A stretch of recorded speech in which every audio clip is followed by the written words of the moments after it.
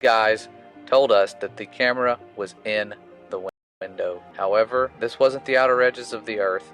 This was just a round window, and you can tell that the camera isn't in the window because someone passes in between the camera and the window itself.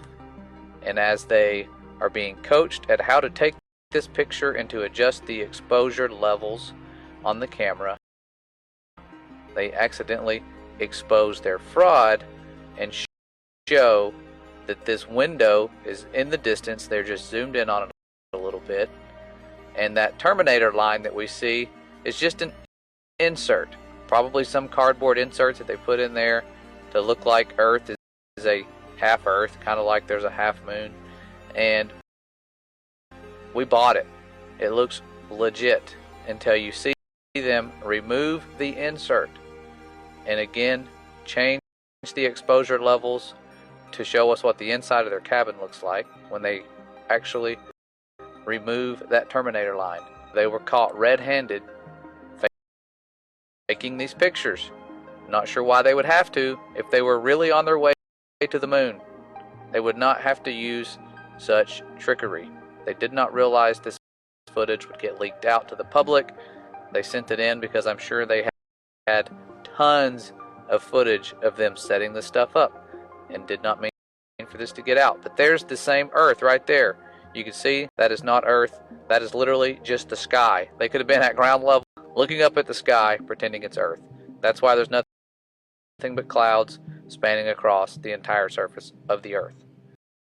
And if you compare them to the Earth on the flag, you can't tell which is which. This is truly going to blow your mind. It'll change the way that you view health altogether. This guy looked through these books from the 1800s and he noticed they all had parasite cleansers. And what did they know back then? What were they doing? Guessing? I started finding books that were published by doctors through the 1800s, books that they read and books that they learned from. And lo and behold, out of every single book were deworming programs, parasite programs. For doctors in those days did autopsies and they found parasites. And I looked at that and I got a hold of doctors and they said, no, we don't have parasites today.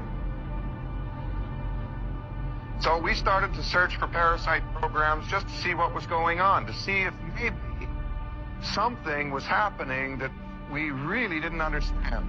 So I did myself first. And lo and behold, I got 8 and 10-inch critters out of me. They were white. First of all, they were in a toilet water and they were all bunched up. I thought it was mucus. Until, just for a curiosity, I threw some hot water in the toilet to warm it up and then went and gosh, they strung out and they were swimming all over. We're now doing pictures in color out of clinics where you go potty on a special pot screen in it and they take pictures of the parasites they get out of you on these different deworming programs. Yeah, this is really strange stuff. I have never yet dewormed anyone where they didn't tell me, hey, I feel 25% better. Maybe got halitosis, you're loaded, because that's worm urine and worm droppings that you're breathing out. So it's no wonder your breath's bad. When they pee, that's called ammonia. So just go to a doctor, have a blood test, and see what level of ammonia is in your blood. If you have ammonia in your blood, that's called worm urine. You get a headache. You got the headache because the worms are all peeing, trying to get you to eat something else. They're trying to make you sick so you'll get off of what you're doing and start eating. So you take some arginine and orthodine, and in about 20 minutes, if the headache's gone, you've neutralized the worm urine and you know that you're loaded. All children that have little tiny pimples on the backs of their arms or little tiny pimples here on the edges of their cheeks have 5 varieties of critters in them. 5 varieties. It's time to deworm. It's time to get them out. If these rainbows have anything to do with the firmament and the firmament's elevation changes as you get further out, just maybe their shape would change as you go further out. And I want to show you some of the images that came up when I was looking for them in various locations like Alaska. You see this pattern right here, extremely high arch. When you go a little bit further south in Canada, here's another typical double rainbow. But then we're going to go even further south, way further south, Australia. Here's what the rainbow started looking like. And then I typed in rainbows in Antarctica, and oh my goodness, check this out. A flat rainbow. I mean, this thing is so flat. Look at this. And this was taken by the BBC when they were filming, guess what, The Frozen Planet. So the irony here, they're filming a show with the name Planet in there, and the rainbow is as flat as I have ever seen. It almost looks like if you tried to walk under it, you'd hit your head on it. This is spectacular, and I mean, it just really seems to confirm our suspicions about the firmament above us being lower as you get to Antarctica. I'm seeing that there are countless observations that prove the Bible is correct. And putting it to the test is fun because you can put the Father's words to the test. If you're going to find a lot of evidence, when you start trying to put worldly wisdom to the test, the evidence is going to fall apart because our Father is telling the truth about His creation. You probably ain't know none of this, but you need to be doing this every day if you ain't lazy. Every human on the planet needs to move. Every 1 hour of exercise adds 3 hours to your lifespan. Rest, sleeping at least 7 hours is required for peak performance, and people who nap daily live longer. Disconnect. Multiple studies link daily meditation to longevity and longer telomere length, a biomarker of human aging. Lift. Weightlifting builds muscle, increases metabolism, and boosts mood. It also builds emotional and mental resilience. Stretch. Flexibility decreases your chance of injury as you age and increases how comfortable you feel in your body. Laugh. We are social creatures. Connecting with friends and loved ones regularly is critical for our health and well-being. Our body is amazing, bro. Your body is a self-healing machine. It can also make and do anything as long as it uses its mind. Most people are depressed because their daily life doesn't consist of any of this. You have a bad diet. You don't even move your body. Your body is made to move. You need to move. I got ebooks that will teach you a lot about yourself. If you want to learn about all the artificial ingredients that's hidden in your food, or you want to work on building a routine that'll help you get your shit together, or you just want to learn more about the universe, all you got to do is comment real and I'll send you the website to my books. And before you go, send this to one of your laziest friends. Ever wondered why the Anunnaki are not mentioned in the Bible? The Anunnaki are known as ancient deities from Mesopotamian mythology, who supposedly created humans. However, there is no mention of them in the Bible. Some scholars believe that the reason the Anunnaki were not mentioned in the Bible is because the authors of the Bible were not aware of their existence. Others believe that the Anunnaki were deliberately omitted from the Bible by religious leaders. According to ancient texts, the Anunnaki were powerful beings who were able to live for thousands of years. They were known to have advanced technology and were revered as gods by the Sumerians.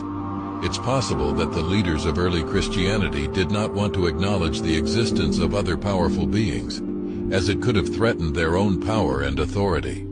Alternatively, it's possible that the stories of the Anunnaki were simply not included in the Bible because they did not fit with the narrative that early Christians were trying to create. Whatever the reason, the absence of the Anunnaki in the Bible is a mystery that continues to puzzle historians and scholars to this day.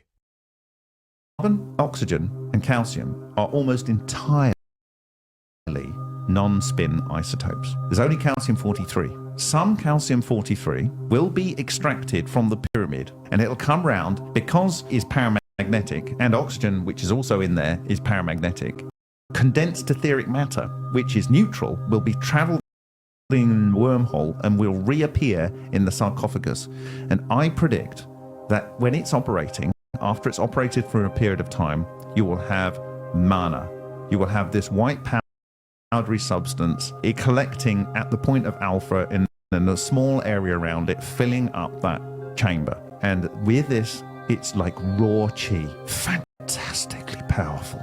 It'll allow you to see through time and see across time and see back through time, all of time. There was a Russian fellow who was a Russian scientist who understood that there was the ether, and he actually put it on the periodic table. And in 1908, they actually took it off. And he presented all of this. So then Einstein came in, who was actually a USPS worker, came up with his formulas, and he debunked the ether. Even though he would learn about the ether from Victor Schauberger, Nikola Tesla, Nathan B. Stubblefield, all these people who are practicing and understanding the ether, they still debunked it. And that's why we're in the situation now where if you talk about this topic known as the ether, it's considered woo-woo, pseudoscience, or quackery, because those are terms that the Rockefellers created so that they could make us stay away from understanding this energy. This is a big one. Chocolate regenerates stem cells?